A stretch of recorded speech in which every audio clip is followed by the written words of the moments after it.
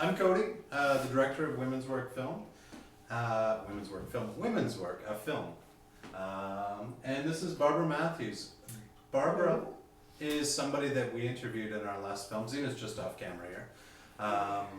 We made a movie called Harperman, A Dissident Serenade, about the Prime Minister of Canada squashing a musician who had dared to write a song about him. And luckily enough, in that process, we got to interview Barbara, which was an astounding experience, and we're really glad that she didn't just end up kind of drifting away afterwards. We know Barbara now, and she's lovely to hang with, and I'm excited to hear her thoughts about what we're doing now, which is why Barbara's sitting with us here. Well, firstly, I'm happy to be here and be working with you again. Thank you. Because I think you rock, man. Oh. Yeah.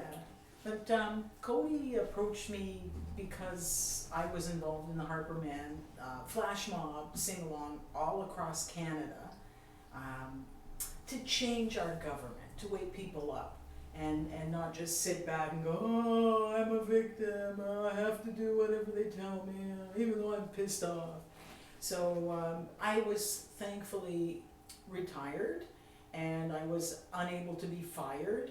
And I hate bullies with a vengeance, and I decided to stand up, speak out, and sing the Harperman song. We had a flash mob at Nathan Phillips Square, and with about 50 people I'd never met in my life.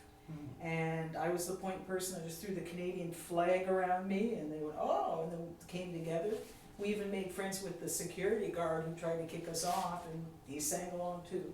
Marvelous. So, and we're here today. But I know a little bit about your history. I know that Barbara was a high school teacher of arts and drama. Yes. In the last years of my teaching, I was head of visual arts at Northern Secondary School in Toronto. And you're a world-class mime, which is neat. My past, I used to do a little mime and street theater and throughout Europe and pass the hat. Yeah, it's an amazing thing. Yeah. Sure. It was fun. And we might get Barbara to show us a couple of mime basics in a few minutes. I just have to put on some lipstick for a second, so excuse me.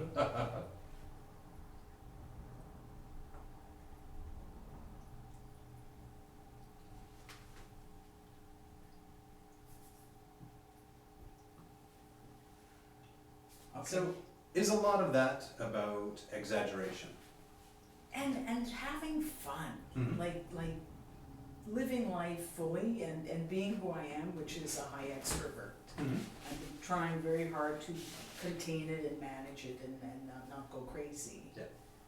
So Very cool. let me know. My husband told me, calm down. You know. No, it's, I mean, we would encourage you to be as wild as you want to be with this. Okay. And how we first started talking about this is that we're running the Indiegogo campaign that, there's links down below here if you want to check it out. Really nice video of Zena and myself talking about what the plan for the film is, etc. We're not going to get too much into that.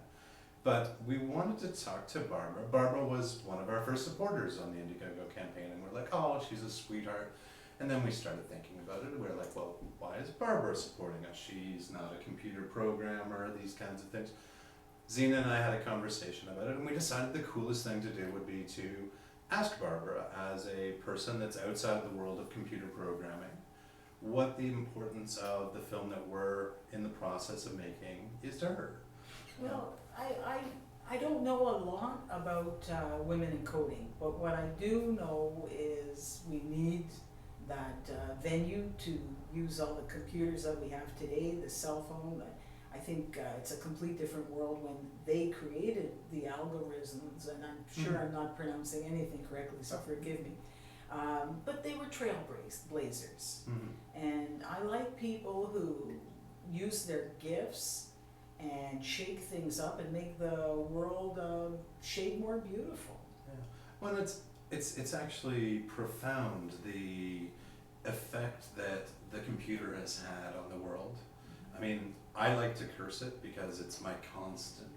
It is always around. This thing that I'm staring into right now, I might as well be attached to it some days. Yeah. And that's, this thing I'm constantly using. Yeah. I'd like to pay attention to you I have people. a pry bar. Yes, she pries me away from these computer devices.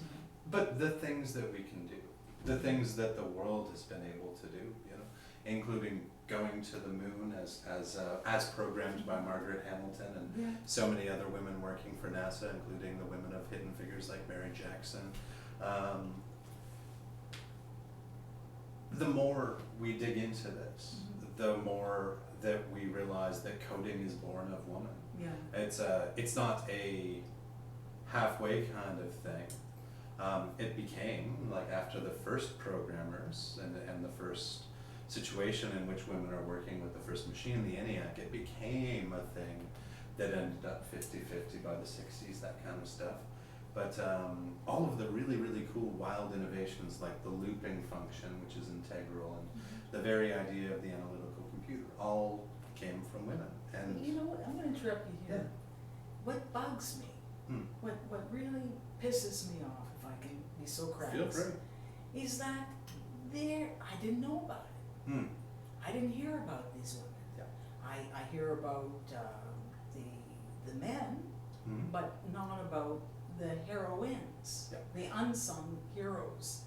And it's a very, very important feat.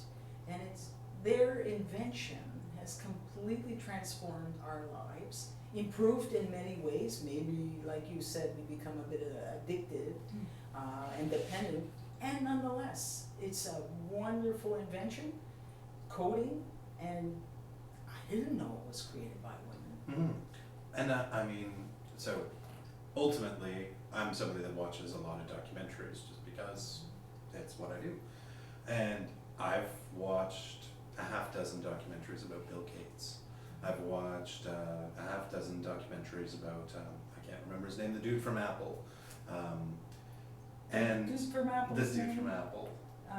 He Nobody here remembers He poor died, Apple. the Yeah, poor yeah, man. and a fabulous fellow he it'll was. come to us, I'm And sure. not to take away any of that, but as part of one of the first things that we do when considering making a documentary is we look into what's out there already. Yeah.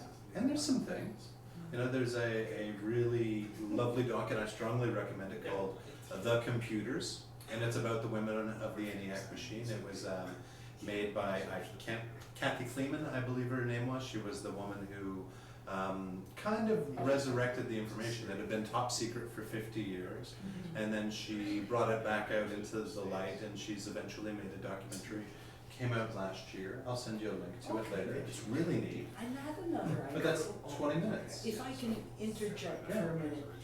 The other reason why I urge people to help on the GoFundMe for this project is because as a mother of a daughter, as a female, as a sister, as a person, I realize that a lot of our self-esteem for women have been trashed by our culture.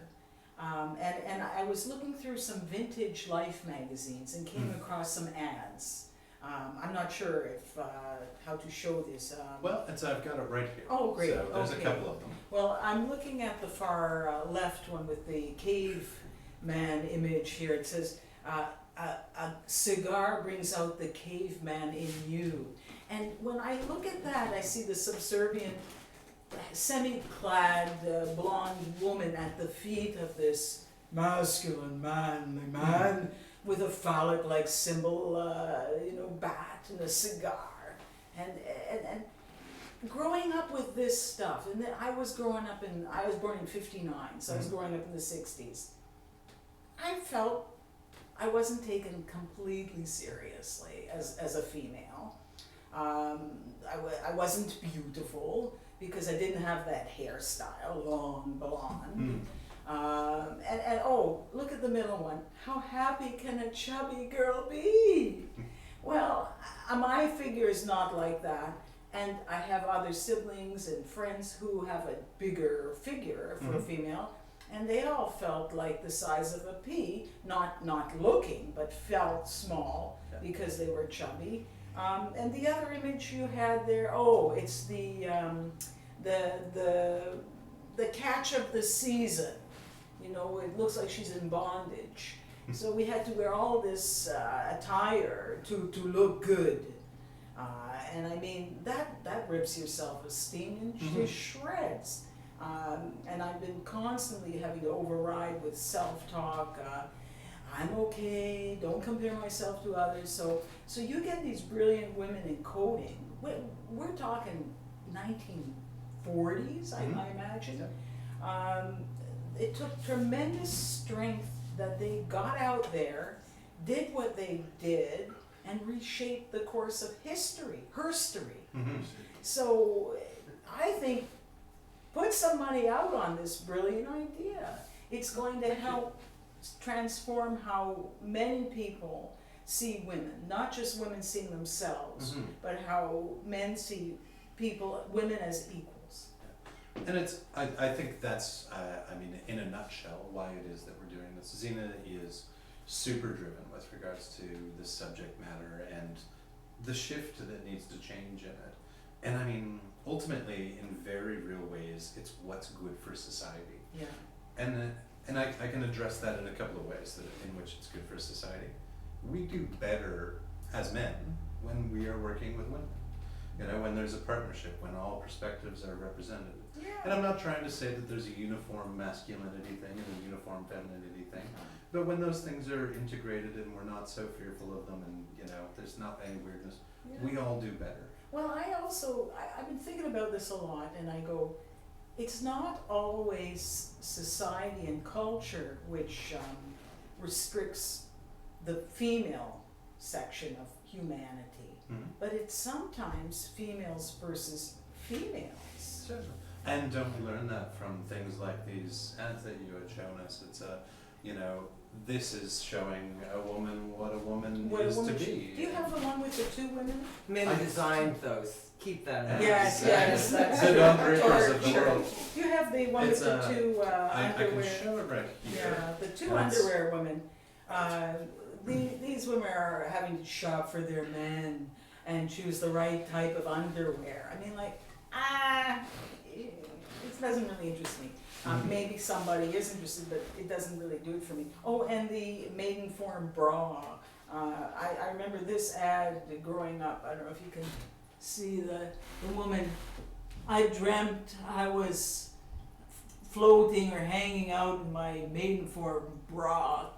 Give me a break, come on. I've had that dream too. You had that dream too. And you know what? If men want to do it too, let the men dream having that maiden form bra. Who cares? Can I be crass? Of course, please. Right, Always I'm be gonna crass. be crass. Who gives a rat's ass if you have a vagina or a penis? I don't care. It's the human being, you know. That's what is important. And forgive me, I'm retired. You can't fire me anymore.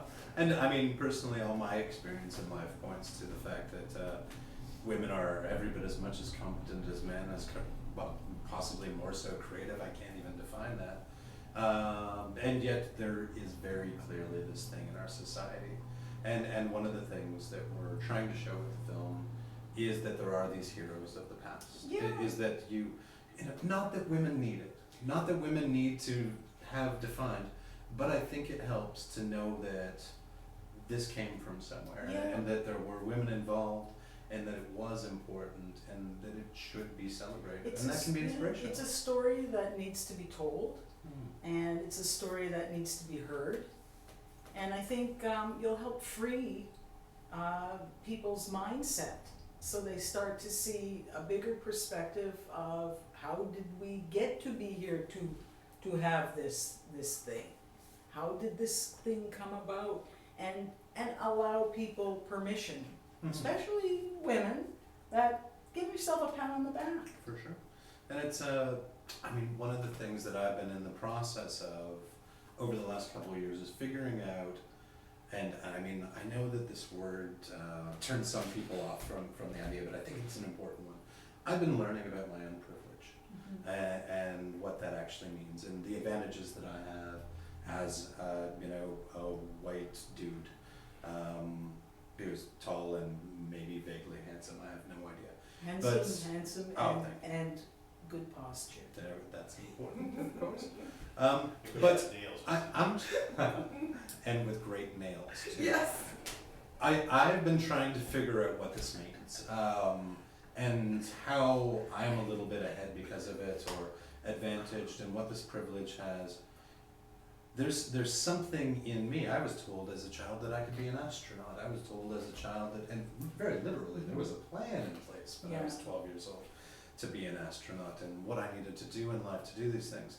And I'm here as a director of films, which is like kind of, I'm not bragging about it, I'm just saying it's kind of an up there, out there kind of thing. So that would never have happened if I didn't believe that I could do it.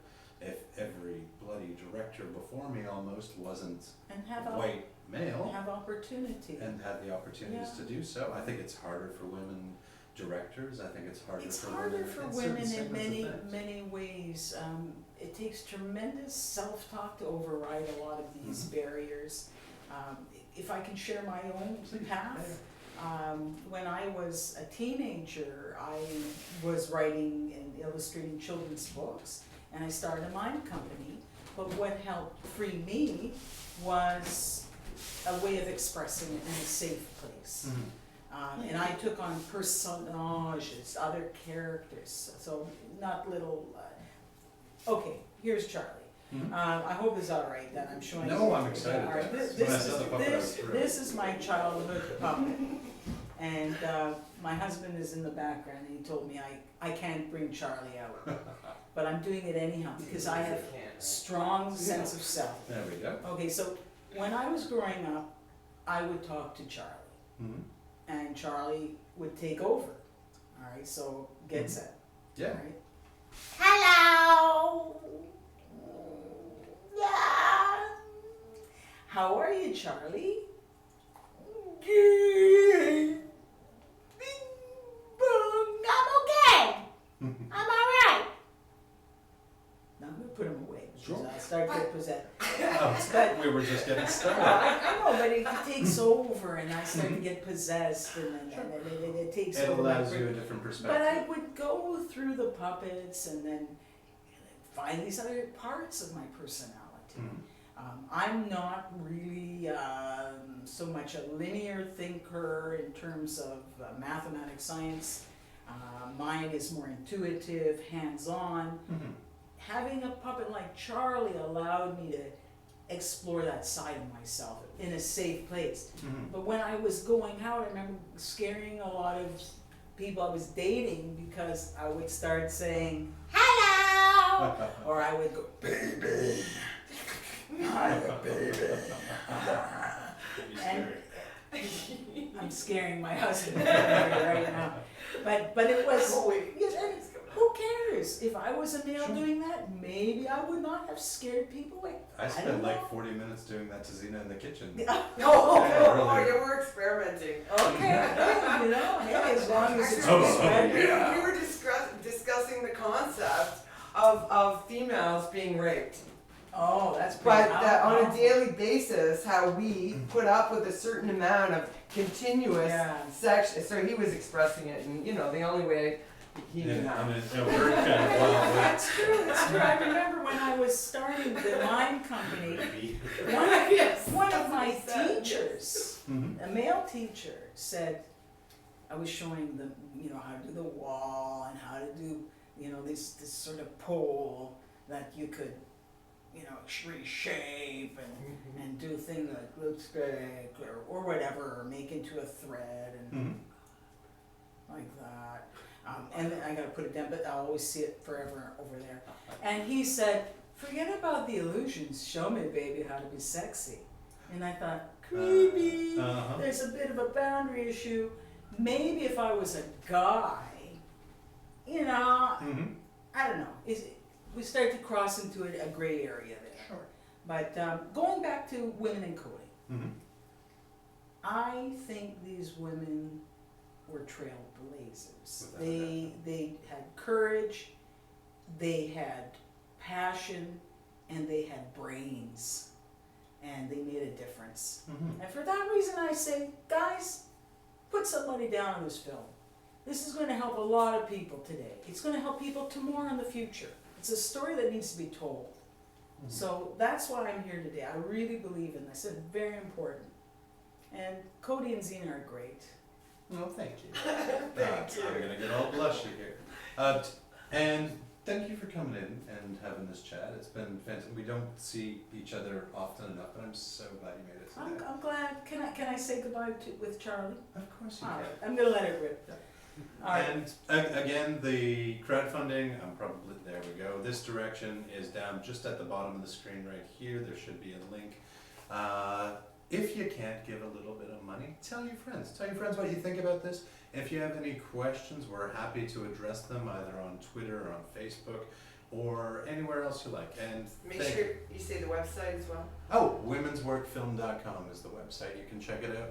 We're putting up biographies for plenty of the women that will be in the film, and some of them that are familiar. So there's 3 biographies up right now. There's one for Ada Lovelace. There's one for Annie Easley, who was an amazing one of the many hidden figures at NASA, who wrote Code for the Apollo missions and varying other things. She's a fantastic person. Cody, Cody, can you say the website one more time? I didn't hear it! It's womensworkfilm.com.